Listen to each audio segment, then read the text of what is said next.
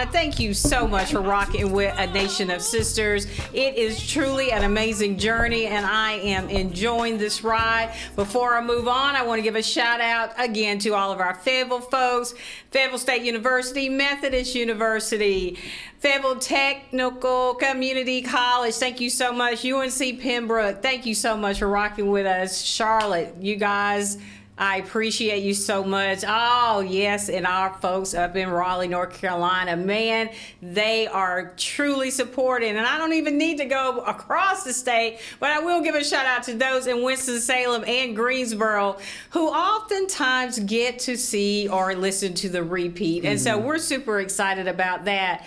But guys, we got to give a shout out to all our folks in Nigeria. They pull up on Facebook and they listen to the show. They point out things. They send DMs. They talk about it. And you know what? I just want to say shout out to all of our Nigerian folks. Awesome. That's incredible. God has been so amazing to me and so amazing to this platform. Guys, we've got a great show today, and I say this every time we come on the air, but this one is going to be for the books. I am so excited. I've got I've got a lot of favorite people in the world, but here today I've got two of them in the room with me. They are in the studio today, and we are going to be talking some really, really serious issues today. Yeah, it's going to get serious and it's going to get deep. But I want to caveat that everything that we say by no means is for you to say it is. It is for you to follow and go by. You have to make that your own decision, right? You make your own decision of how you move forward. Mm-hmm. But we can help guide, like, you know, it's kind of like a rear view mirror or, you know, the side mirrors. They can see the points where we can't see while we're driving. Yep. So you got a little bit of coaching going on. But I'm going to stop right now because I want these ladies to introduce themselves, and then we're going to jump right into the conversation. So I'm going to start with my right, probably your left. If you'll introduce yourself and just give us a little tidbit about who you are and what you do. Greetings, everybody. I'm Dr. Melanie Shorter. I'm a professor at Fayetteville State University teaching anatomy and physiology. I would say, was raised here since 8 years old, and I'm happy to be back in the city of Fayetteville. So many awesome things are going on, and I'm happy to be a part of it. Thank you for having me. Awesome, awesome. And the Lord, look at this pretty woman over here with this pretty yellow on. Go ahead and introduce yourself, sis. I thought I would just shine today. Thank you. Just like the sun. Just like the sun. Hey, good evening, everyone. It's really a pleasure to be here. Thank you for having me once again. I really enjoy being with the WIDU family. And so my name is Dr. Erica Jones Whitaker, and I am by profession the Chief Executive Officer of Southeastern Community Action Partnership. We are one of about 38 community action agencies in the state of North Carolina. And there are approximately 1,000 community action agencies that are purposed to serve vulnerable populations and help them become self-sufficient in this economy, to help people realize that they matter no matter what their economic status is. Yeah, and so I enjoy being a servant in that field. I am also an adjunct professor at the University of North Carolina at Pembroke, and I heard you give them a shout out, so thank you. For sure. And I was once on full-time faculty, but I serve in an adjunct capacity for the School of Business. That's professionally. I am a mother, I am a wife, I am an advocate for the least of these, and that's me in a nutshell. That's me in a nutshell. I'm sure we'll add more later. And we're going to add more, but listen, she just kind of gave me a perfect segue because that's enough. That's enough. If you don't do nothing else, you've done enough. That's enough. Oh, and I love it. I love it. Guys, today we're going to talk about doing or becoming a better you. Doing things that make you better. And the reason why I wanted to talk about this today is because we often, as women, whether we're women of color or not, but women of a certain age, right? We have times where we are just giving, and Tammy will tell you, I had said, listen, this is my year. I got to focus on me. These are certain things that I want to do. I'm going to get this accomplished. I'm going to get that accomplished. And I find myself reverting back to what I used to do. And that is, I'm going to kind of help myself out, but this person needs my help, and this person is pulling on me, and that person is pulling on me. So where I would give myself 100%, now I'm only giving myself maybe 45%. And the other 55%, I'm dividing it up to other people, right? And so I want to talk about that today. So what are your thoughts immediately that come? Some of the first things that come to your mind. Hey, Kennedy. That's our gorgeous little model here. I think it's a large part of it is being a woman. Well, let me say this: a woman in today's age. I grew up with, 2-parent family. Both of my parents worked. My mother, worked her way up to having a doctorate degree, but my father was still head of household, and they balanced each other out. I can't say one did more than the other. They just kind of shifted the responsibilities. Now, a lot of us are single. We're single parents, and we have to work. So, and then there's still an expectation of us to be this woman, whatever that means.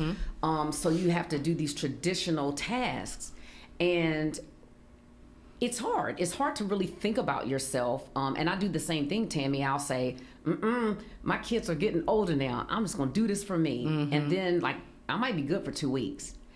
Some issue or problem will arise, and here I am on my white horse, just coming on in. I'm going to save the day. Until something happens, then some days I'll just wake up, I'm exhausted. And it's not like I've been working out or anything like that. It's like, why am I so tired? Or I hold stress like this, and I'll say, why is my neck hurting? Why is my shoulders hurting? Then I realized I might have been asleep, but I really wasn't resting. And that's true. And that's a whole situation. It's a whole situation.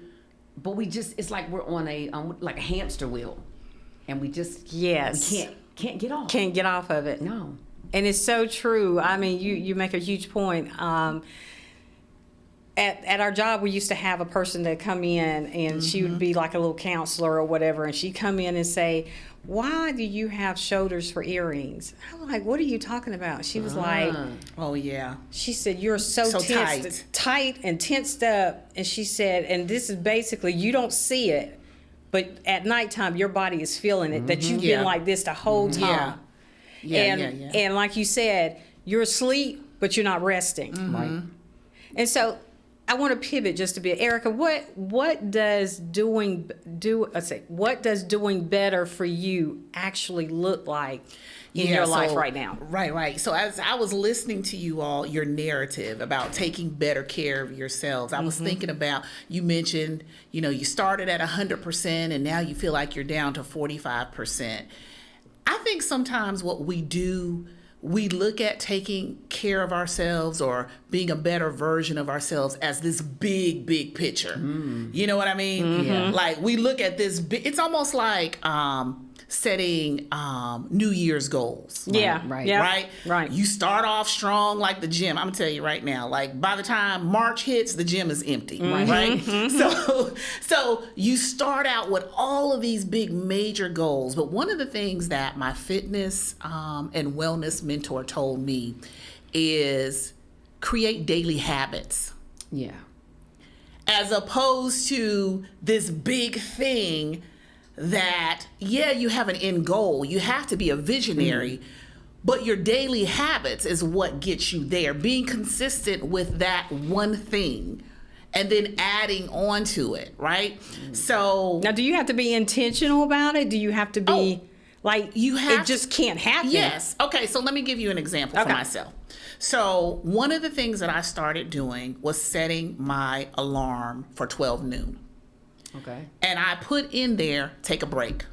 And so do I always achieve it? No, because I might be in the middle of a meeting that I just couldn't help it. But it's a daily reminder for myself that I need to step away, I need to pause, and my assistant don't put anything on my calendar. Small, right? But you have no idea how big that is. Another thing, for me, y'all know, you're on my social media pages. The first part of the day, I rise early, is for me. Because I know when my house arises, then, there's going to be a need or a want. And not just my house, professionally, too. So that's a daily habit. Yeah. Now, I slept in this morning, but it's a daily habit. So that's what I mean by that. We set these goals to be a better version of ourselves, but we keep putting ourselves off because we don't create daily habits. That part Does right that make there. sense? Come on. It makes a lot Does of that sense. make sense? And so we talk about rest, but society has created this thing called grind culture. Yes. And I have this deck of cards. I went to a leadership retreat, and they are called the Nap Ministry Rest Deck. And they are daily affirmations. I meant to bring it, but I ran out of the house. But they are daily affirmations that talk about it's okay to rest. Rest does not always mean sleep. Yes. It means shutting it off. We all are professionals. We all have careers. We all are bosses in our careers. And I would even say, with our families, we have a heavy responsibility. But you've got to take the rest, stepping away. So create those daily habits. Think about what that is, whatever that is for you. It could be if you're on a fitness program that you need to drink water every day. You know what I mean? Yeah. So backtrack your big overall vision and create those daily habits. You say It's a start. something. Yeah, you oh man, you're hitting so many points. When I wake up, I try to start my day with devotion, right? But my mind immediately is just going. And it's just like that machine that you rev it up. And I'm like, what in the world? I just woke up and I'm already, ready to go. And I'll tell you a true story. I was off maybe a day or two last week or week before last. I literally, Tammy, close your ears. I literally was sitting on my couch doing nothing, which is what I'm supposed to do. Yep. But I felt guilty. Yep. I felt so That guilty. happens. I said, I don't feel right. I need to be up doing something. I should be doing something. I shouldn't be sitting here. I need I to be know. doing something. I know. Well, thinking about that, one word came to my mind: sobriety. With a way you can build a better self. And so we hear the word sobriety, we automatically think alcohol, drug addiction, something like that. But that's not necessarily it. Yeah. So I like to get to a Bible reference. So I was looking it up. 1 Peter chapter 5 verse 8 says, "Be alert and of sober mind. Your enemy, the devil, prowls around like a roaring lion looking for someone to devour." That's right. And so when I started on this journey to build a better self, it's like I had to wake up, right? Because you don't have to be drunk off of alcohol. You could be drunk off of life, or You just can be, drunk yeah, off of passion. yeah, work. I'm telling you. People. And I was telling Yeah. Tammy sometimes, I call it arrogance. We think, y'all need me. I'm a good person. My kids need me. They need me to tell them they should do this, they shouldn't do that. I got to tell them all this because in case something happens to me, they got to know it today. So we feel like somebody's always needing us, but sometimes we're just giving unsolicited advice. Yeah. But I got, was talking to a therapist. Unsolicited advice. And I started becoming what I call sober. Did nobody ask you for that? Nobody asked you for that. And so when But here you go. I sobered up, I started thinking, That's Melanie, good. pay attention That's to so yourself. good. Like, you are using other people as a distraction because we will, just like people do use drugs and alcohol and things like that as a distraction. Sometimes we will use people pleasing and Yep. building other people up. Yep. Because that takes away. Well, I couldn't go to the gym this morning because I had to do this for Erica. That's right. You know what Come I'm on. saying? And so now I've had to, I still work at it daily, and I'll talk to my sister and say, you know what? Like, I will vent with her and then say, you know what? I'm still a work in progress. I'm getting better, but I'm still a work in process. Let me focus on myself. The girls are good. They're going to be okay. That's right. You're good. You're going to be okay. You know what? I told my students A, B, C, and D. I've given them instructions. It's in the syllabus. I've taught them. You know what? The chips got to fall where they may. That's right. Because I have to focus on me, because I'm still consider myself to be relatively young, and there's things I need to do, but it just came a point where I had to like sober up, and that was sobering from the grieving of my parents, you know, then, you know, a divorce, and then COVID, and then, you know, the girls are getting older and leaving the nest, which I love. Because I love to see growth and development. But still, you know, looking back at my life, and it's not exactly where I had planned it. It's not a bad life. It's just not where I planned it. And so I've had to tell myself, rest. It is okay to just sit here. I call it looking silly. I call it brainless activity. I don't even want to watch anything where I have to really think about the plot. Yeah, I do that too. Yeah, I don't even have to think about the plot. I know, and even here's one for you, Mel. Even I will sit in the car in the garage, and I know a lot of listeners can relate that I will just sit in the car in the garage for like 10 minutes. Yeah. You know, just that's my period of rest. Like I'm just sitting here and my husband will come out, what are you? And I'm just sitting here. I'm just resting. I'm just, you know, just chilling out, you know. And you are so right, because I am guilty of that, of, you know, as leaders, you know, we are so used to solving the problem, right? So my daughter, who is in this room, you all just can't see her, but same thing with her. She is at that age now. She's like, Mom, I got it. You don't have to do it. I'm like, do you need my help? You know, she was doing some homework last night. You need me to help you? No, Mom, I got it. And I just have to step back. Yeah. Because you know, we're raising our daughters, we're raising our sons to be independent. And I always say that, even in my home with my daughter or in my profession, you know, you raise eagles to soar, not to clip their wings. Right. And so we need to be, if you will, delivered from that. I do believe that we prioritize everyone else and not ourselves. And that's why I say I learned that lesson really well by starting, or I should say, I've learned that lesson, and I'm still learning that lesson by starting the beginning of my day with me, and just still learning to just let some things go, and realizing that, you know, I can't do it all, Right. and being okay with it. But I know that feeling when you're at home and you're getting antsy, like, ooh, I just need to do something. I need to do something. I need to get up and do something. I know that feeling. And it's crazy because a lot of times, so you hit a point about the single part.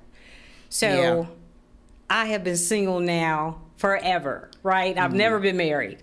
So that means I've always did everything. I've always taken care of my household. I've always taken care of the finances of my house. I'm used to doing everything. And so if it does come to a situation where I'm able to give that away, would I be able to give it away? And if I did give it away, guilt starts to come in, like, I would. You should have took care of that. Like, you should have took care of that. You should have did it. And I'm like, dang it, I should have did it. I can't say that necessarily changes because you're married, because, you know, even if you have someone that says, look, you don't have to worry about this, or you don't have to worry about that. I'll take care of this. I'll take care of that. I personally don't feel like marriage changes that. I feel like, you know, I believe that you are, you know, you're an independent thinker. You, like you said, you're used to managing your household and all of that.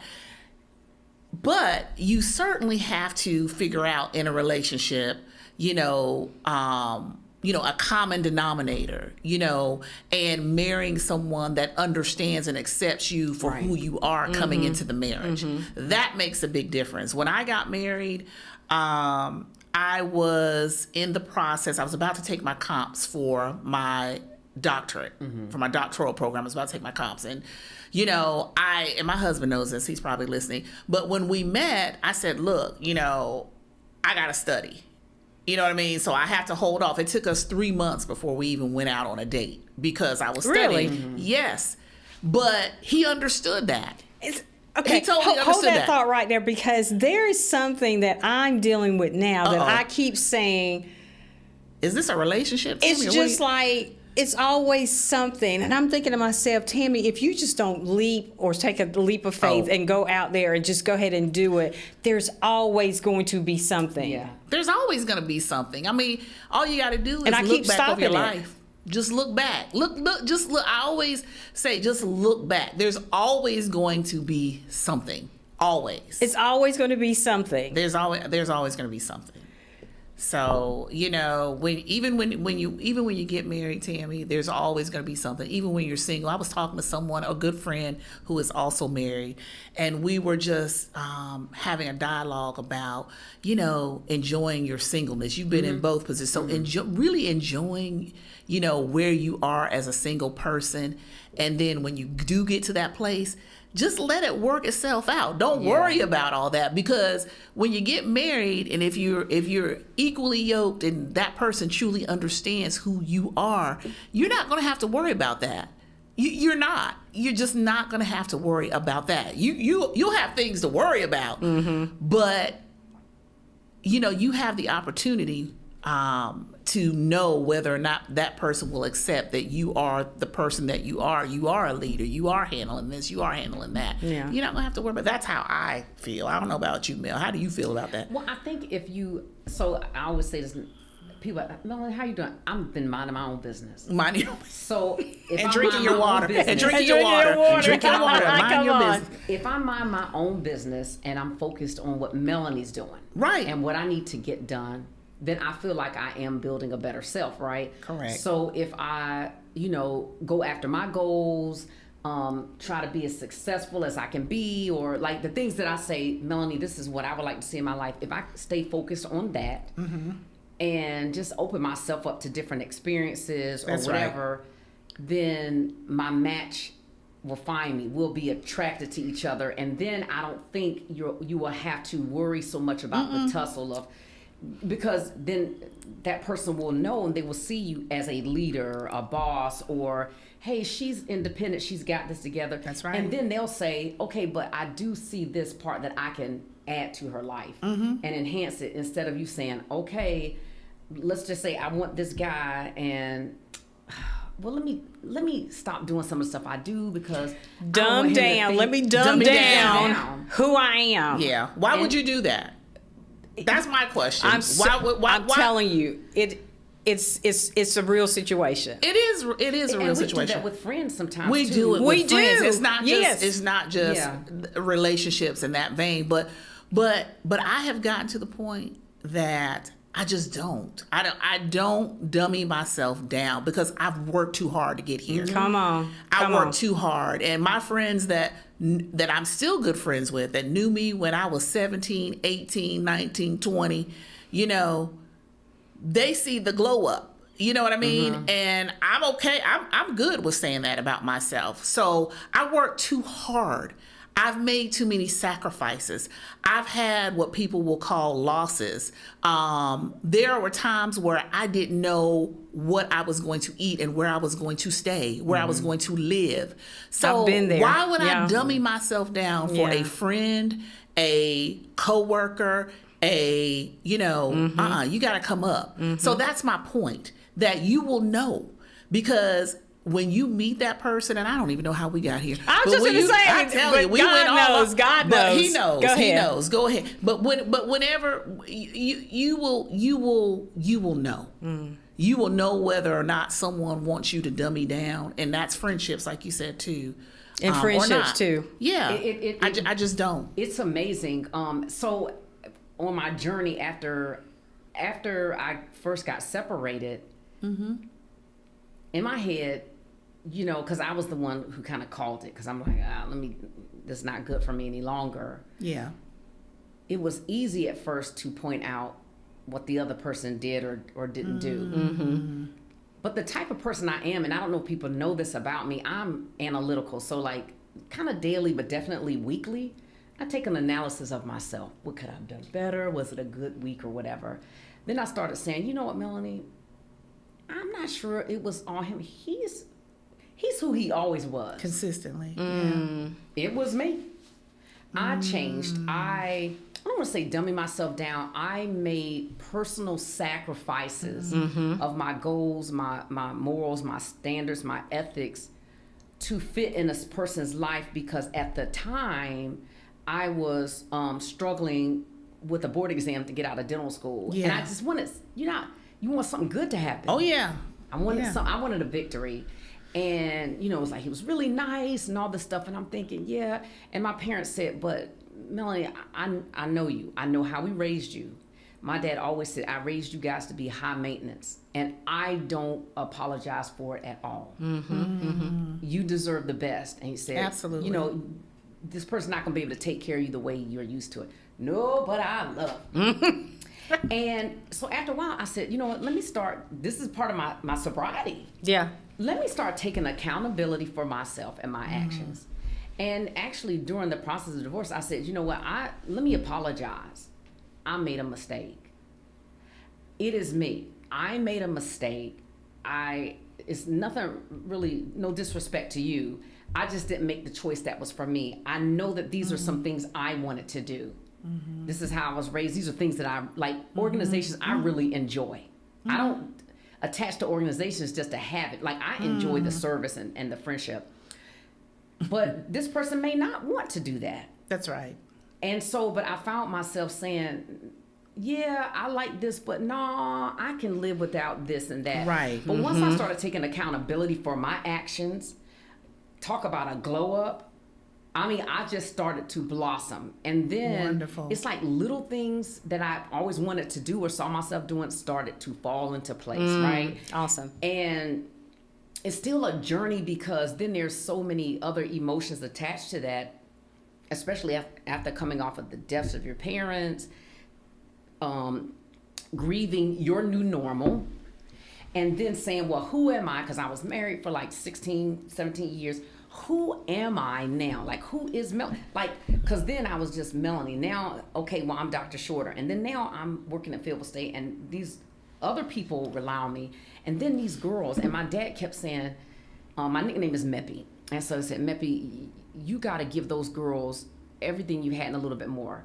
Absolutely. And close to when he passed away, he kept saying, they need to go to private school. I'm sorry. Because a lot of stuff was happening in the schools. And I said, Dad, I don't have this money. How am I going to get it? Lo and behold, things just started to pan out. And each month, each year that goes by, I grow and I grow. And my emotional intelligence has had to grow. And I'm not even afraid to say that. I mean, I've done some immature things. I didn't know. I mean, even at 52 years old, I'm still growing. And so once I took accountability for my actions, I feel like I'm on a good trajectory to building a better self. Oh, yeah. I'm happy. I have my sad days and where I still take on the burdens of other people, because I am a natural empath. But one of the things I work on now is saying, oh, man, let me pray for them. And I'll stop and actually pray. And I'll say, but that's not my journey.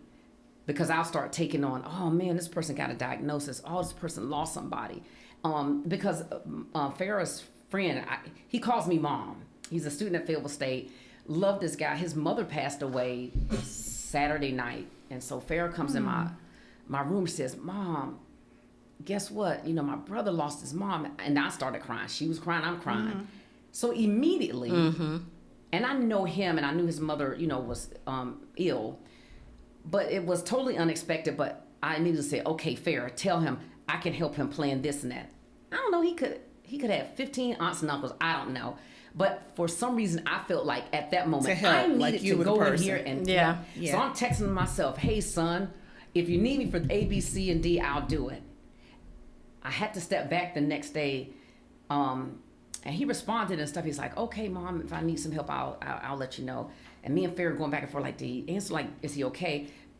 why was I up in this business like that? Just pouring into Isn't your that- cup, just pouring Yeah. stuff in. I mean, and God's yeah. like, that won't supposed to be in your cup. You putting that in your cup. Yeah. Absolutely. And I could be a support system, but see, I naturally jumped head first into this. Now in my head, and I went to bed that night thinking, well, I'm gonna tell them these are a couple funeral homes that I might suggest. You were positioning yourself to help, and nobody and somebody may have already been doing that. I think it's interesting because you always hear the concept of the power of no. Like that's part of building the Yeah. best version of you. Yeah. Oh, we need to learn how to tell people no.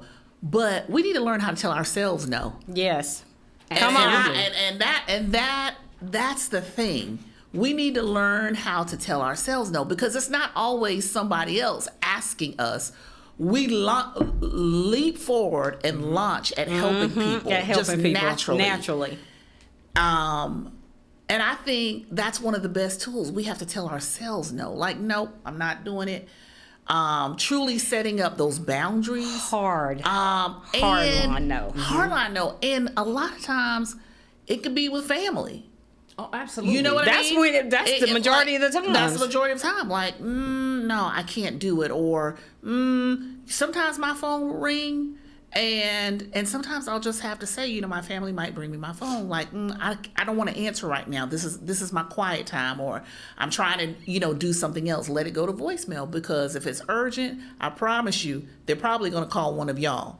If it's something really Right. urgent. So, just allowing yourself that space to tell yourself no. I'm still working on that too. Like you said, Melanie, you're a work in progress. I am so a work in progress. Yeah, and I And think we it's, all are. it's okay We all to are. say that. Yeah. Yeah. We yeah. should not feel guilty about saying that, and even like. And that's where I was going to go with Yeah, this. go ahead. Where is the guilt? Why do we feel guilty? Everything you just said is so spot on. But when we start to actually manifest what you just said, guilt immediately falls in. I shouldn't have said that. I shouldn't have. Yeah. Did that. I really need to help. Is it Yeah. fear? What is that? Yeah, I don't know if it's fear. I think it's just something that has been ingrained in us to, like you were just saying, to always help people. And oftentimes when we do that, if you're always helping people or being the solution all the time, people are arbitrarily, they're always going to come to you, right? So Yes. that's just it, because we've been accustomed to, or it's just been ingrained in us to always be the problem solver or be the one to fund the situation, Yeah. provide the resources, or jump in our car and do. But I can promise you that when you step back, when you start stepping back a little, people will see that. And you will truly begin to see what people's posture and position was in the first place in your life. Or someone will say, well, you've changed. Yep. You're right. Yep. You're right. You're I have. right. I have. Now I'm just saying, But thank you. Thank Yes, you. thank you for Great. pointing yeah, that I'm out. a better version Yeah, of me. 'cause I'm a better version I'm now. a better version of me. And so do I sometimes still feel guilty because I don't do what I used to do all the time, or I can't do? Yeah. But what I've realized, particularly when it pertains to other people, is that they figure it out. They figure it out. When you step back, they will figure it out because they have this need, and they'll figure it out. Yeah. I have a friend who, I'm not going to say her name, but I have a friend, and there was a situation going on, and she said, I just can't take it no more. This, he's just doing this and he's doing that. And the more she kept saying it, the more I'm getting riled up and ready to help her out and try to figure this thing out. And I said, you know what? I'm going to pray, That's but right. I need you to do this and da-da-da-da-da. That's right. So the whole weekend, I'm going through that. And Yep. it's all in my system. You want to know what helped me?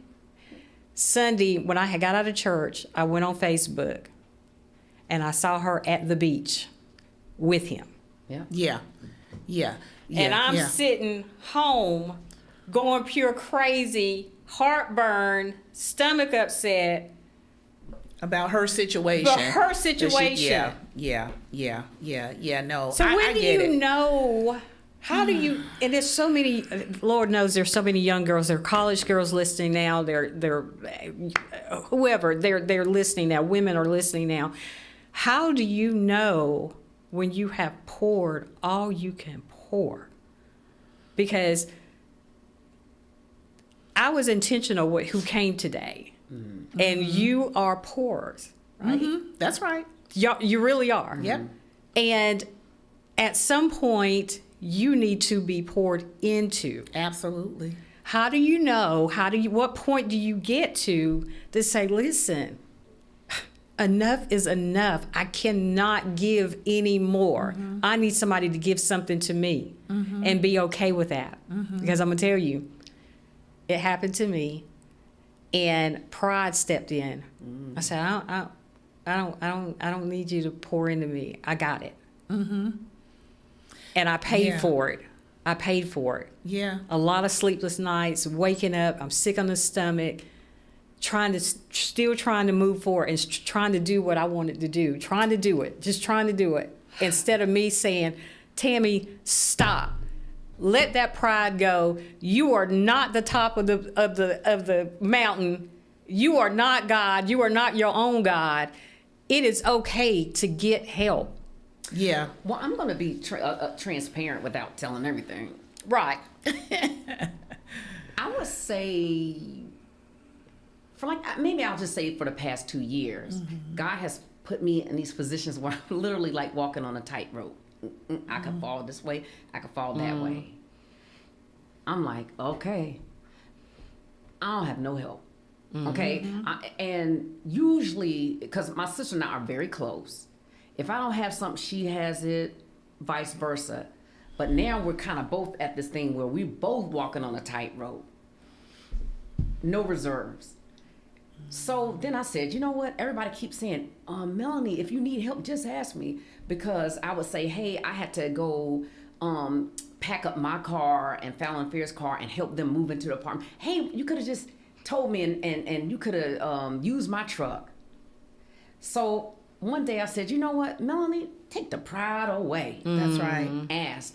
So now, this is the sad part. Now, I have asked a few people, because it was especially hard for me to ask men, because I was constantly getting disappointed. Right. Got it. So, hey, brother, look, I really need this. I need help with this. And, I need it within this time frame. Because if not, then I know I'm just going to do it myself. All right, well, call me or remind me later, or hey, I'll call you back in an hour. Time would go by, nobody would call. So I was like, oh my goodness. Now, had it been the opposite way, I would have been right there. I would have stopped what I'm doing. Hey, I got to do this and that because I got to be here for this person. But when I realized I wasn't getting rescued, like nobody was helping me. Now, like I said, my sister, that's different. Then I said, you know what? Forget it. You better hold some of this water for yourself. Save yourself. So Leah and I tell each other now, save yourself. And then it had to be that way with my girls because I've poured a lot into them. And I do not regret it because, with them, I can see the fruits of my labor. Absolutely. But, and I tell people, even the car that I had bought Fallon for her 18th birthday, it was overcompensating because I'm a single parent and I'm really honestly the only one that does for them. And I'm doing this hoping that other people will see Melanie, because there are people who say, Melanie, you're a great mom and you do all this, but nobody's like, hey, Melanie, you want to go to lunch? Or Melanie just said that she had to pay this tuition or she had to do A, B, C, and D. Like, let me just think about her, right? Whereas if I hardly have any money, I'm like, man, let me just, it might be your secretary or maybe a housekeeper, somebody, let me just give her $5 or like, oh, I found this gift card, let me give it to this person because I'd rather give my last to these people. So after a while I said, you know what, let me save myself. Let me mind my business, drink my water, and save myself. Because there's no one that's just going to do that. It was a painful lesson. Yeah, because I had to learn it myself. It was a painful lesson because I was the person on the group text. Good morning, Queens. Good morning, family. Just want to send you some love today. Just let you know I'm thinking of you. Then I realized it wasn't being reciprocated, so I just stopped. Yeah. Crickets. Yeah. Ain't Yeah. heard nothing since then. So that's when I said, you know what? Pause. It's not them. It is you. Yeah. You're the clown. You keep showing up to the doggone circus. So then I just stopped showing up for the circus. And when I've gotten used to doing, most time people see me, I am by myself. And I love like hanging out with females and stuff, but I'm not going to say, hey, go down this list of people to try to go to dinner with or whatever, because I end up giving my all to them, where I could have just gone out by myself and had a nice meal, talked to myself, answered back, just had a good time. I'm not jaded. I don't feel like, life is really, really bad. But if you're poor and you're constantly doing it, one day you're going to need your cup filled. Like, it's not going to be an option. Like, you're going to need it. And then you'll look around. And so what's happening is those people are just fading out. Yeah. Which makes room for those that really see you, they hear you, they feel you to, come in. And so little by little, it's restoring my faith, I would say, in people. But I don't rely on other people to save me. I just save some for myself. So I think you answered it. You answered it right there, because often we're always waiting for people to reciprocate what we give. And that was my lesson there. One of my cousins that lives in Texas, we talk about that all the time, because we are naturally givers. Our parents were givers. I think about my dad, may he rest in peace. He was always a giver. My mom, same thing, always giving. And so we were naturally raised that way.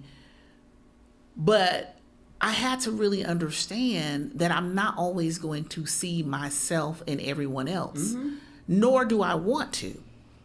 Right?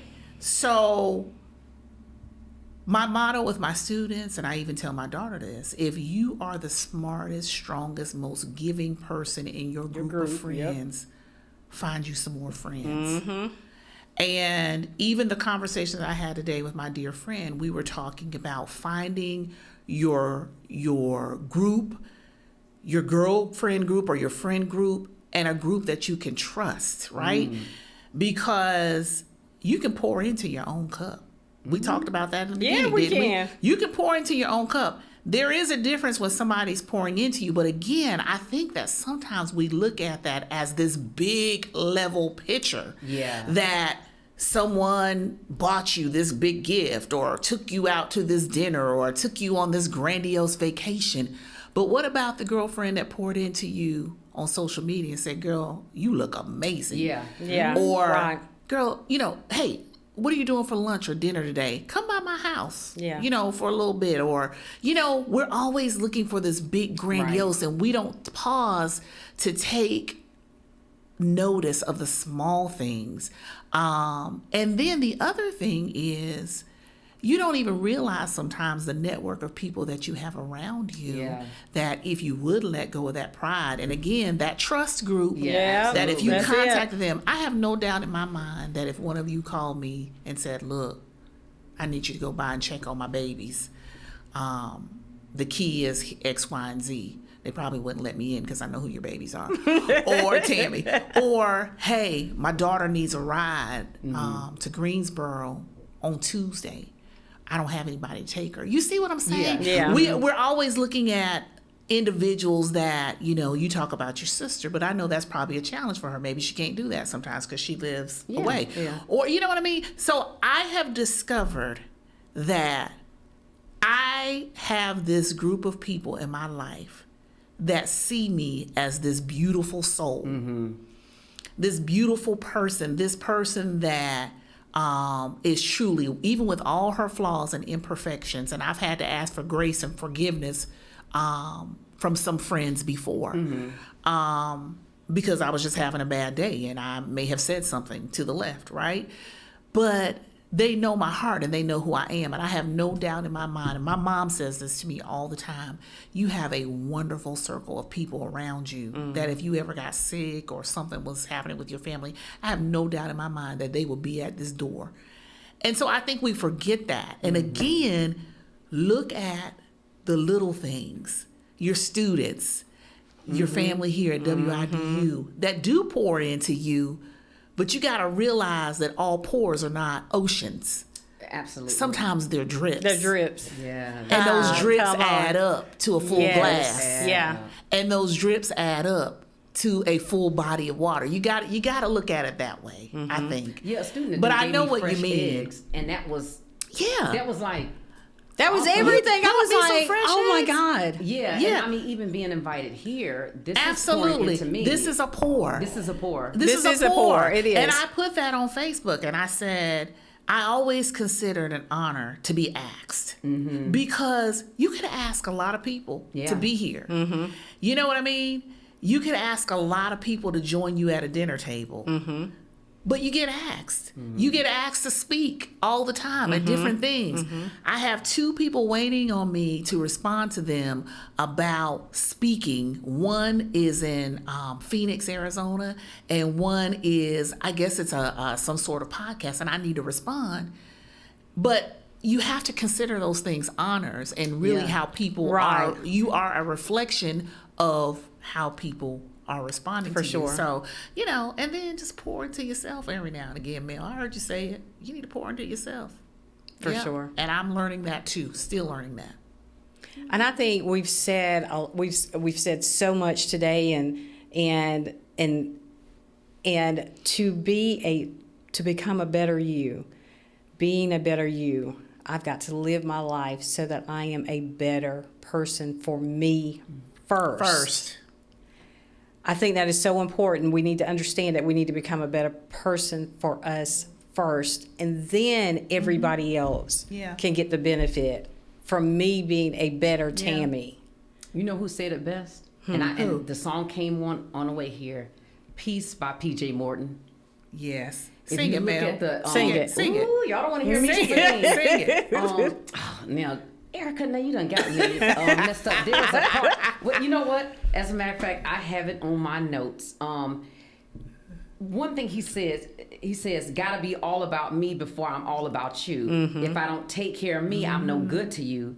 I can't sacrifice my feelings no more. Gotta be careful who I let through that door. Yep. Oh, that is so true. And I was listening to Yeah. it on the way, and I said, that's why I pulled the lyrics up. I said, you know what? If you ask me something, I'm gonna You're gonna bring it that up. up because my ears just perked up, and I've listened to this song several times before. Because sometimes we just kind of hum a tune, but if you really, really look at all these words, because it said, if you trying to take away my peace, I'm done. If you're trying to take away my energy, Yeah. I'm done. And it's very hard, but it's definitely getting easier for me because the older I get, like I want my life to be fruitful. I want it to be happy because every day there's something different and kind of like we're dodging bullets, so to speak. So I want to be a happy person and to make a big impact, but I'm telling myself, that's why I don't really let a lot of people in my house. Because I it's don't my either. place of refuge. That's Yeah. where I recharge. That's my one place. My one place.